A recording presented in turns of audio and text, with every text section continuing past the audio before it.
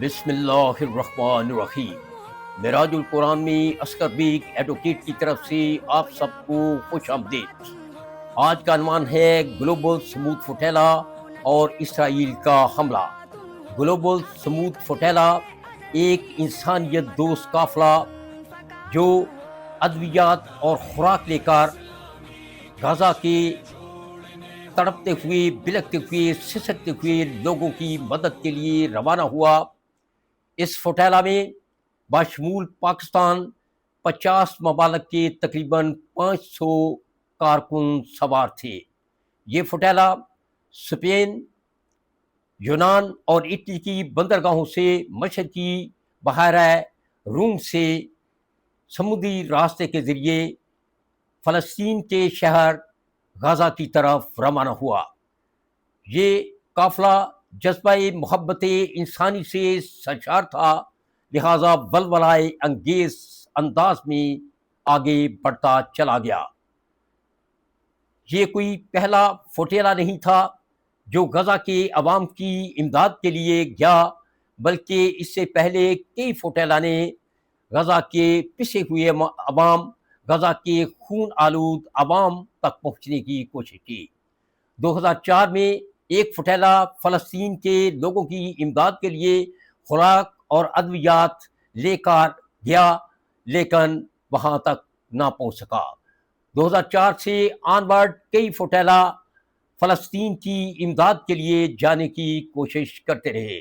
2009 میں اسرائیل نے غزہ کی طرف جانے والے سمندری راستوں کو بلاک کر دیا، ان کی ناکہ بندی کر دی، لیکن 2010 میں فریڈم فوٹیلا اسرائیل کی تمام تر بحری پابندیوں کو توڑتے ہوئے، اسرائیل کی ناکہ بندی کو توڑتے ہوئے غزہ کی طرف بڑھا، لیکن الجزیرہ نے رپورٹ کیا کہ فریڈم فوٹیلا پر اسرائیل نے حملہ کر دیا ہے اور ترک ماوی مارمرا کے 10 ارکان شہید کر دیے گئے ہیں۔ یہی وجہ اسرائیل اور ترکیہ کے درمیان تنازع کا باعث بنی۔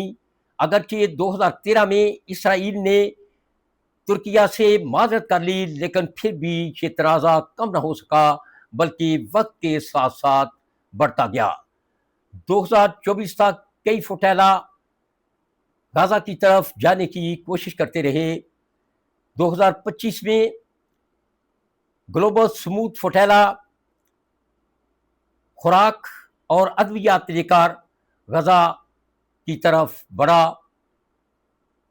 1 اکتوبر بروز بدھ کی رات کو جو ہی یہ فوٹیلا غزہ سے تقریباً 130 کلومیٹر دور ہی پہنچا تھا کہ اسرائیل کے 12 بحری جہازوں نے اس فوٹیلا پر حملہ کر دیا اور اس پر 37 ممالک کے تقریباً 200 کارکنوں کو گرفتار کر لیا۔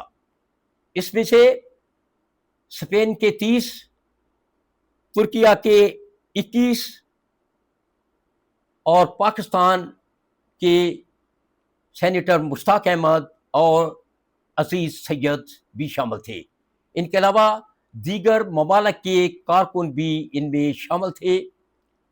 ان کو گرفتار کر کے محفوظ جگہ پر پہنچا دیا گیا۔ اس کے بعد 2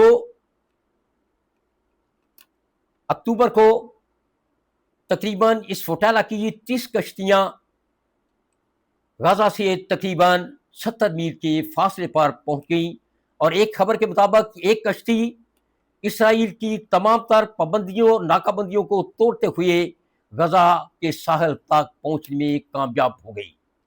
لیکن اسی رات اسرائیل نے تمام تر دیگر کشتیوں کو بھی اپنے قبضے میں لے لیا اور اس میں سوار کارکنوں کو گرفتار کر لیا۔ جمعرات کے روز اسرائیل میں یوم کپور تھا۔ جمعے اور ہفتے کو اسرائیل نے تمام تر ان کارکنوں کو جن کو انہوں نے گرفتار کیا تھا، اپنی حراست میں لیا تھا، ایک ایسی قید میں، ایک ایسے قید خانے میں، ایک ایسی جیل میں پہنچا دیا جہاں قیدیوں سے بہت زیادہ سختی کی جاتی ہے اور جہاں عام قیدیوں کو نہیں بھیجا جاتا۔ اسرائیل کے اس اقدام کے خلاف دنیا کے تقریباً تمام تر ممالک میں احتجاج شروع ہو چکا ہے، اور اسرائیل سے بار بار یہ مطالبہ کیا جا رہا ہے کہ وہ گلوبل سموتھ فوٹیلا کے تمام تر کارکنوں کو بلا مشروط رہا کر دے اور جو کشتیاں ہیں وہ آزاد کر دے۔ لیکن اسرائیل اپنی ہٹ درمی پہ قائم ہے۔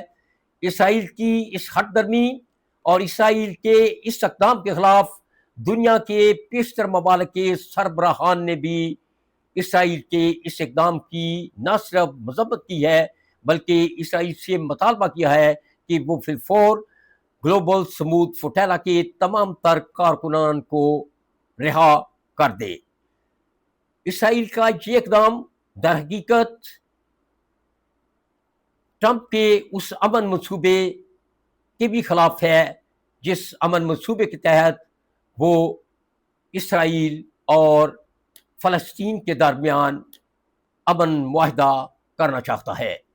اگرچہ اس معاہدے پر تمام ان ممالک نے بھی تحفظات کا اظہار کیا ہے جو اس معاہدے میں شامل تھے، ان کے نزدیک اس معاہدے کے 20 نکات میں سے کچھ نکات کو تبدیل کر دیا گیا ہے، لیکن اس کے باوجود حماس نے اس معاہدے کو چند تحفظات اور چند تجاویز کے تحت قبول کر لیا ہے کہ اگر اسرائیلی افواج غزہ سے نکل جائیں اور غزہ کا کنٹرول فلسطین کے ٹیکنوکریٹس کے حوالے کر دیا جائے اور ان ٹیکنوکریٹس کے سامنے حماس کے مسلح افراد غیر مسلح ہوں گے اور قیدیوں کو جو جرگمالی بنائے گئے ہیں ان کو رہا کیا جائے گا۔ یہ نہایت ہی اہم اقدام ہے حماس کا، یہ حماس کی فہم و فراست کا نتیجہ ہے اور امن کی طرف جانے کا ایک اہم ترین اقدام ہے جسے تمام تر دنیا کے سربراہان نے سراہا ہے اور خود ٹرمپ نے بھی اسے خوش آئند قرار دیا ہے۔